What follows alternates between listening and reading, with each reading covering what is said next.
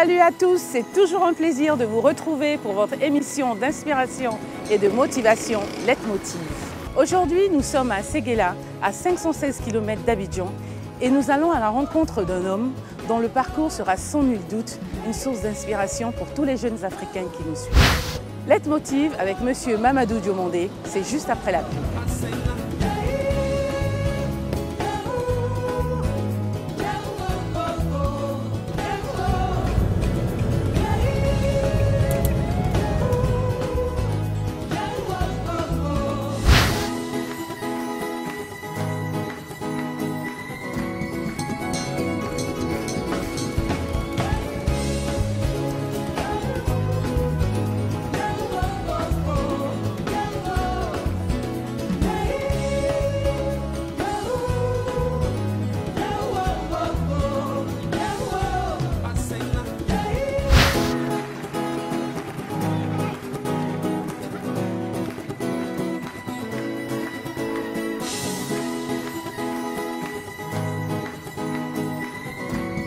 Monsieur Diomandé Mamadou, bonsoir. Bonsoir Corinne. Merci de nous recevoir chez vous à Séguéla, plus précisément dans votre village à Téguéla. Ok, merci, soyez la bienvenue. Merci encore. Alors, vous êtes un digne fils de Séguéla, mais aussi de la région. Vous êtes né à Touba dans une famille de 25 enfants et vous faites votre primaire à l'école catholique de Séguéla. Aussi loin que vous puissiez vous en souvenir, comment se passe votre enfance et votre cursus scolaire? Ok, d'abord vous l'avez dit, je suis né d'une famille nombreuse. J'ai fait mon cycle primaire à l'école catholique de Séguéla, bien que je sois d'une famille musulmane. Tout simplement parce que mon père était convaincu que les écoles confessionnelles donnaient la meilleure formation. Donc, comme tous mes frères et sœurs, nous sommes passés par les écoles confessionnelles. Mon enfance a été plus ou moins heureuse et avec beaucoup d'insouciance parce que mon papa avait une famille assez élargie, de nombreuses femmes, beaucoup d'enfants. Et donc voilà, donc c'est le souvenir que j'ai. Vous avez tous eu la chance d'aller à l'école? Oui, tous, sans exception. Ah, ça, c'est fabuleux quand même. Voilà.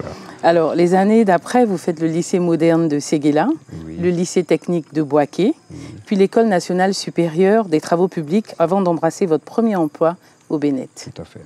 Alors, comment se passent vos premiers pas dans le milieu professionnel? Ok, je commence par un stage. Et une opportunité se présente. L'USAID finance un projet pilote à Arboisseau, donc à l'intérieur du pays. Il faut quelqu'un pour suivre. Et comme j'étais en stage, je suis choisi pour aller faire cette première expérience. Et j'avoue que c'est une expérience marquante parce que j'étais encore tout jeune. Et je me retrouve vraiment au milieu des populations défavorisées, des populations à faible revenu, et puis des gens qui sont presque dans la détresse. Parce qu'ils ne savent pas quel sort on leur réserve. C'est un vaste quartier précaire. Ils n'ont pas de titre de propriété, ils n'ont pas une assise légale. Les informations qui viennent sont quelquefois contradictoires. Ils pensent qu'ils seront tous expulsés. Et mon rôle est de rassurer toutes ces populations qui sont pour la plupart plus âgées que moi. Et je me retrouve pratiquement à me lier d'amitié avec eux, à être dans leur confidence, à partager quelquefois leurs peurs, leurs craintes. Et donc ça m'a forgé. Donc ça a été vraiment une expérience très enrichissante. Mais comment vous faites alors justement pour pouvoir leur donner tous ces conseils, vu qu'ils sont quand même d'un certain âge et vous, vous êtes tout jeune, vous arrivez avec votre expérience? Ok, d'abord, je viens de vous dire que je suis issu d'une famille nombreuse, donc je suis habitué à être dans la masse. Donc je me retrouve avec des gens qui ne sont pas très loin de ceux que j'ai vraiment connus toute mon enfance. Donc c'est comme si je me retrouve en famille, je partage le repas, je cause le soir, la nuit avec les vieux. Et donc je prends fait les causes pratiquement pour leur combat. Et c'est pourquoi je dis que ça m'a transformé, ça m'a rapproché de plus en plus des populations défavorisées. Et je me sens vraiment, je veux dire, tributaire de leur combat. Voilà. Alors, ensuite, vous poursuivez donc vos études en France. Oui. Comment se fait votre adaptation une fois arrivé en France? Je dois dire que j'y avais de la famille et mon père également m'a confié à un de ses amis. Donc tout s'est plus ou moins bien passé à mon arrivée, surtout que j'ai bénéficié d'une bourse de la coopération française. Tout à fait. Mais là où les choses se sont compliquées, c'est avec l'établissement d'accueil. Parce que c'était un établissement de prestige où il fallait un test d'entrée parce qu'il y avait beaucoup de prétendants. Donc, je passe le test comme tout le monde. Les résultats sortent à l'écrit. Je suis admis avec une très bonne moyenne du reste. Et les résultats sont affichés. Il faut une seconde étape qui est l'oral. Et j'arrive à l'oral, manque de peau, je tombe sur quelqu'un qui est vraiment très raciste. Et qui, plutôt que de me poser des questions de fond, s'attarde sur comment je me suis retrouvé là. Oui. Et il estime que la procédure de mon inscription n'est pas réglementaire, bien que je lui explique que, bon, moi, je n'y suis pas véritablement associé, parce que c'est des choses qui se sont passées d'institution en institution. Exactement, vous avez eu une bourse, vous êtes voilà, venu j'ai comme une tout le bourse, monde. voilà, c'est la coopération, c'est la procédure de la coopération. Donc, je suis éliminé. Et là, j'ai vraiment trouvé cela très, très injuste. Injuste, bien sûr. Et je pense que là, c'était vraiment un grand carrefour pour ma vie. Est-ce qu'il fallait accepter la descente aux enfers, la désillusion, ou mener tout de suite un combat en pays étranger, sans armes, sans appui? Dans Voilà. tous les cas, il fallait quand même essayer. Il fallait essayer. Ce que vous avez fait. C'est ça. Alors, comment se passe un peu ce petit combat? Bon, je retourne à l'hôtel.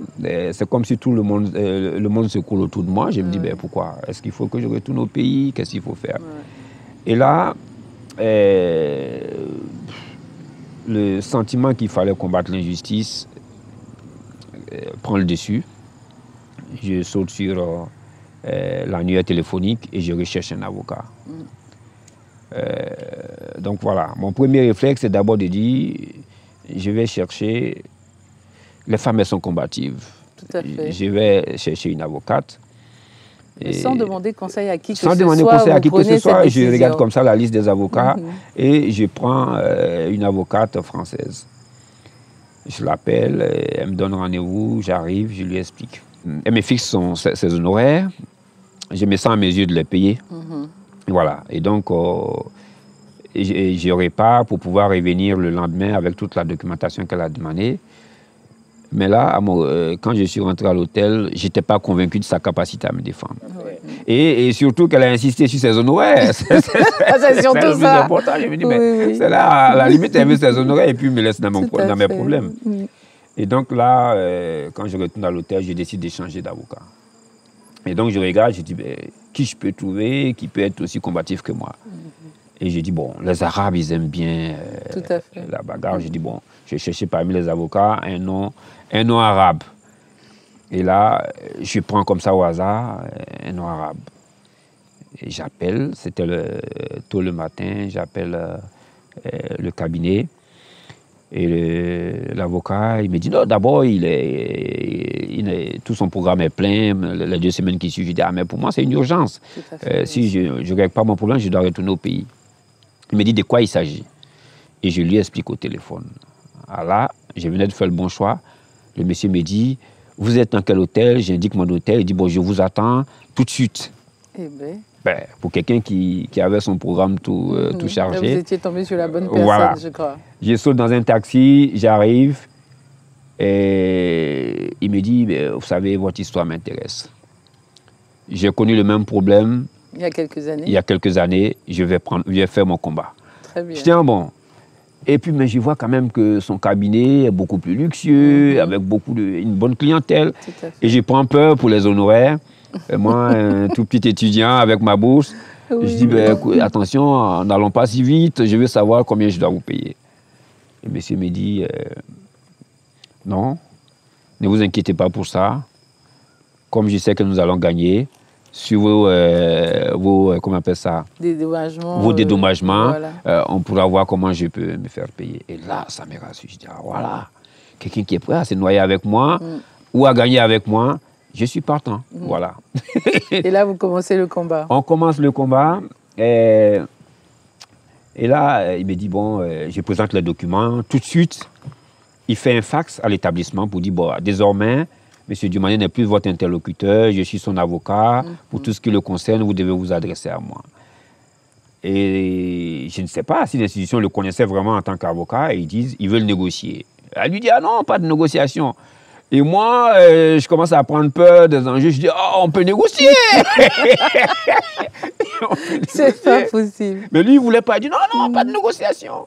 Et il coupe l'appel. Et là, il me dit, bon, il faut que tu reviennes. Tel jour, on va préparer le procès. Je dis, OK. Je repars. Et j'explique à mon tuteur, l'ami à mon père, ce qui se passe. Il me dit, ah non, non, non, tu ne peux pas venir chez les Blancs et puis leur faire un procès. C'est pas possible, ça ne marche pas comme ça. Je dis, bon, d'accord, j'ai compris, je vais à l'hôtel. Et néanmoins, je viens au rendez-vous de l'avocat. Il me dit, bon, on va préparer le procès. Et il me dit, bon, voilà. Il me pose quelques questions, il me dit, voilà les réponses qu'il faut donner. Et là, il me dit, mais pour qu'on gagne un gros dédommagement, il faut que tu dises qu'il y a un très gros poste qui t'attendait après cette formation. Et à cause d'eux, vous n'avez pas pu faire la formation. Vous n'allez pas avoir le poste. Mais avant toute chose, avant d'aller au combat, allons-y choisir une autre école où vous pourrez avoir une formation plus ou moins similaire. Parce qu'il ne fallait pas rater ça. Il ne fallait pas rater la bourse et tout. Et puis, nous allons lancer le combat. Et puis, je dis, mais écoute, on ne m'a rien promis du tout au pays. Il dit, si, on vous a promis un très gros poste. Il dit, ah non, non moi, je ne vais pas mentir. Hein. Donc, voilà. Et là, on discute. Il me dit, bah, c'est ça ou bien je ne vous défends pas. Donc, il fallait rentrer dans son jeu. Voilà, c'était très, très gros poste, avec une grosse rémunération. Et à cause d'eux, on rate tout ça. Bon, je dis, bon, d'accord, j'ai compris. Et là, je ressors quand même assez perplexe. Parce que vraiment, je ne voulais pas mentir. Je retourne encore chez mon tuteur, je lui explique. Il me dit, ah non, on arrête là. Allons, on va te choisir une autre école. Ta bourse, on peut prendre une autre école et tout ça. Et je vais, on choisit une autre école. Et on appelle mon papa, qui est de la vie de mon tuteur. Il m'a dit, non, tu es tout jeune. Voilà, donc voilà ce qui s'est passé. Mais je suis allé m'inscrire. Dans tous les cas, vous avez quand même essayé. Voilà, j'ai essayé. Mais ça commençait à prendre une ampleur qui m'a effrayé. Surtout que tous ceux qui pouvaient me remonter moralement ont fui le combat. Oui, non, mais je pense en fait pour ces personnes, c'est que vous étiez venus dans un but bien précis. C'était passer vos diplômes et puis rentrer justement. Donc il ne fallait pas perdre de temps. Mais l'avocat, il a passé au moins un mois, il m'appelait tout le temps. Il m'a dit, oui, mais je vous dis que ça, c'est gagné d'avance. Eh bien, dis donc. Oui, je suis convaincu. Parce que toute la procédure est légale. Vous avez eu votre test écrit. Lui, il avait eu un dossier en béton. Voilà. Tout à fait. Voilà. Et donc là, vous trouvez donc une autre école, vous vous inscrivez. J'ai trouvé une autre école et puis j'ai fait ma formation. Vous commencez, comment ça se passe? Très bien, tout se passe sans embûche. Alors, quels sont les diplômes que vous obtenez à cette époque et quels ont été les moments les plus marquants de vos études en France? Ok, d'abord un diplôme d'organisateur que j'ai complété par la suite par un 3e cycle en organisation, encore un cycle préparatoire doctoral, puisqu'en ce moment la France changeait un peu de système. Et ensuite, j'ai fait un master spécialisé de la conférence des grandes écoles en ingénierie des projets internationaux. Et un autre diplôme de 3e cycle de relations internationales approfondies.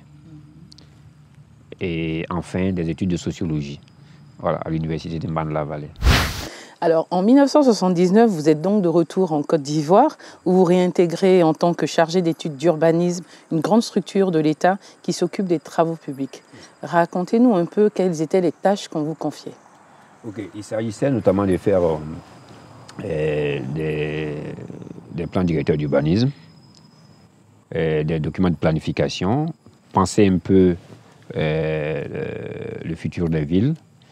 Donc c'est ça. Donc il s'agissait dans la pratique d'aller faire des investigations sur le terrain, voir les potentialités de la ville et puis voir comment ces villes-là pouvaient se développer et voir quels sont les projets qu'on pouvait initier. Après, là, vous restez combien de temps à ce poste? Oh, on va dire encore 5 bonnes années. 5 années Voilà, encore. c'est une bonne année. Alors, à quelques temps après, vous changez de service, Oui. toujours dans cette même structure, et sans le savoir, vous allez poser les bases de votre future vie d'entrepreneur. Racontez-nous ces années de votre parcours professionnel. Ok, bon, puisque désormais, j'avais une formation assez diversifiée, hein, puisque je n'étais plus vraiment simplement un technicien, mais j'avais touché à la gestion, à l'organisation, aux relations internationales, aux ressources humaines. Je suis affecté à la direction des ressources humaines. Et quelque temps après, on me confie l'unité de développement du potentiel humain. Bon, et je suis face à des logiciels, des outils de travail dont je ne suis pas satisfait.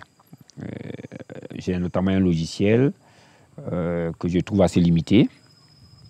Et je propose que nous refassions nous-mêmes notre logiciel de gestion. Et là, je fais face à un refus catégorique de ma hiérarchie qui préfère acheter des logiciels sur le marché.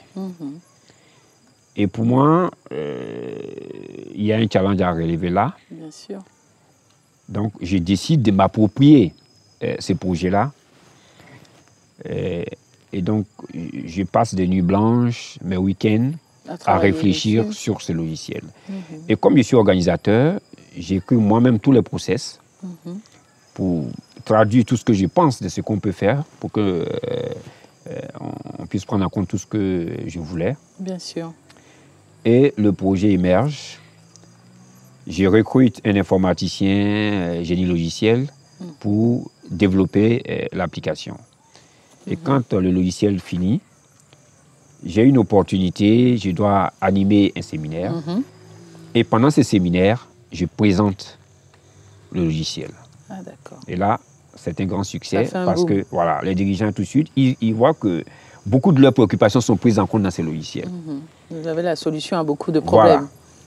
Et donc, au sorti de là, un des chefs d'entreprise qui était au séminaire me demande de réaliser une mission d'audit organisationnel dans son entreprise et me passe commande du logiciel. Il demande que les logiciels soient installés dans son entreprise. Et cette première commande est pratiquement le déclic, puisque là, je gagne 2 ans de salaire pour une mission. C'est formidable, voilà. on ne peut pas demander mieux. Ben, écoutez, j'ai une mine d'or en main. Tout à fait. Que j'ignorais. Et voilà, donc c'est de là que tout part, l'envie de me lancer un peu dans les choses. Mais là, comme je suis encore salarié, je suis hésitant. Je me dis peut-être que c'est une première opportunité qui ne va pas se répéter. Il faut être patient. Il faut être patient, il faut être prudent. Tout à fait, tout à fait. Au total, vous aurez donc passé 20 ans dans cette structure. Vient ensuite le moment où vous décidez de partir de cette entreprise. Comment se sont passés vos premiers mois sans emploi, donc sans salaire, bien évidemment? Est-ce que ça n'a pas été trop difficile pour vous? Ok, vous savez, faire le deuil de quelque chose, c'est toujours difficile. Mais moi, il faut dire que je ne suis pas parti volontairement de chez mon employeur. Au début, ça a été quelque peu difficile. D'abord, la peur du néant. Mais mon avantage, c'est que j'animais quelques séminaires. C'est-à-dire, en plus de votre travail, vous avez toujours continué à donner des cours. À donner des cours. Ça, c'était déjà un gros avantage. Donc, au niveau de l'université de Cocody, j'obtiens des enseignements. Je commence à donner des cours à l'université, à l'INPHB. Donc, le vide là est vite comblé. Compensé, oui. Le vide est vite comblé. Et donc, je retrouve l'équilibre. Et ensuite, je commence à créer des entreprises. Voilà. Donc, voilà un peu comment tout se passe. Et votre logiciel, qu'est-ce que vous en faites? Le logiciel, justement, je crée. Dans les entreprises que j'ai créées. Ok, vous proposez toujours? Voilà. J'ai créé un cabinet. Ah, d'accord. Qui est spécialisé dans le développement et la promotion du logiciel. Okay? Donc, j'ai créé en fait 3 entreprises. Une entreprise d'études et de conseil, donc qui devient propriétaire du logiciel. Soit dit en passant, je déclare le logiciel à l'organisation africaine de la propriété intellectuelle pour le protéger. J'ai créé une autre structure, puisque moi-même je suis issu d'une entreprise qui est dans le domaine du BTP et de l'aménagement. J'ai créé une structure immobilière, une structure de BTP. Et puis j'ai créé une troisième entreprise qui est un peu du domaine industriel. Donc voilà comment je me lance dans les affaires. Alors, Monsieur Madi, vous êtes de plein pied dans les affaires et il faut dire que ça marche bien. Est-ce qu'il vous est arrivé de regretter le temps passé en tant qu'employé au vu de ce que vous pouviez gagner en tant que chef d'entreprise? Bon, dans mon cas, c'est difficile de regretter parce que, comme je vous ai dit, je n'ai pas eu le choix. C'est comme un bébé qui est au bord de la piscine, que vous poussez à l'eau. Il n'a pas d'autre choix que de réussir ou de périr. Tout à fait. Et je crois que dans mon cas, j'ai presque envie de dire pourquoi je n'ai pas commencé plus tôt. Voilà. Alors, tout au long de votre parcours, on remarque votre besoin de partager votre expérience avec les jeunes. Vous donnez des cours malgré votre agenda très chargé. Comment expliquez-vous cette envie de partager votre savoir? Ok, je dois dire que même avec mes responsabilités politiques, je continue à donner des cours, que ce soit dans les universités ou dans les grandes écoles. Parce que, comme vous l'avez dit, il y a certainement un besoin d'échange. Mais il y a surtout la nécessité pour moi d'une remise en cause perpétuelle. Et le milieu académique est un formidable milieu où vos connaissances sont toujours remises en cause, vous voyez. Et ça vous permet d'être toujours... De rester toujours à un niveau. D'abord de maintenir votre niveau, d'avancer, mais en même temps de vous remettre en cause. Bien Et pour moi, c'est important pour le développement personnel. Selon vous, quel a été le moment le plus déterminant de votre carrière professionnelle? Bon, à y regarder de près, je dois dire qu'il y a deux moments forts. Le premier, c'est le challenge à relever quand je suis en France pour ma formation. Il fallait soit revenir sur mes pas ou accepter de faire le combat. Bon, donc j'ai fait le deuxième choix, de combattre. Tout à fait. Et cela m'a permis de poursuivre mes études et d'avoir tout ce que j'ai pu avoir. Le second moment, c'est ma rupture avec mon employeur. Là également, il fallait accepter soit de faire le combat ou... soit de vous résigner et continuer dans l'administration. De me résigner et donc d'entamer une descente aux enfers. J'ai fait le premier choix, j'ai fait le combat. Ça m'a permis aujourd'hui de créer des structures et d'avancer. Et aujourd'hui, vous ne regrettez pas, bien entendu? Aucun regret, bien au contraire. Je me demande pourquoi je ne l'ai pas fait plus tôt. Voilà. Mais c'était peut-être pas le moment, c'est tout. Voilà, parce que, comme on dit dans la vie, les voies de Dieu sont impénétrables. Exactement. Voilà. Alors, si vous deviez faire un bilan, justement, de cette carrière, que serait-il? Bon, pour moi, l'heure n'est pas vraiment au bilan. Moi, je fais peut-être des petits bilans partiels. Je crois que la première partie de ma vie professionnelle qui était consacrée aux questions d'aménagement et tout ça, j'en ai fait un mémoire. J'ai publié un livre aux éditions Harmattan à Paris, donc pour mettre cette partie-là entre parenthèses. Et la deuxième partie, c'est le conseil, qui m'a amené à faire un logiciel d'application, etc. Et je suis pratiquement dans la troisième phase où je crée des projets, où j'ai créé des entreprises. Et là, je pense qu'il y a d'autres challenges à relever. L'heure n'est pas vraiment au bilan. Voilà. Tout à fait. Vous êtes relativement jeune, donc vous avez vraiment le temps devant vous pour pouvoir justement accomplir toutes ces tâches. Monsieur Diomandé m'a dit justement, quel conseil pourriez-vous donner à tous ces jeunes téléspectateurs qui vous regardent et qui aimeraient aussi entreprendre? D'abord, l'entrepreneuriat, c'est une expérience exaltante, mais s'aimer de beaucoup d'embûches. Donc, il faut s'armer de courage. Et quand on va à un combat difficile, il faut se donner également les meilleurs atouts. Donc, à chaque fois qu'on peut se parfaire, à chaque fois qu'on peut diversifier ses connaissances, c'est toujours bon. Parce que quelquefois, on peut avoir besoin de telle ou telle corde. Et donc, c'est ce que je peux donner comme conseil. Beaucoup de courage, beaucoup d'abnégation, surtout avoir de la conviction dans ce qu'on fait, parce que c'est la conviction qui nous porte. C'est la conviction qui nous permet de supporter les difficultés.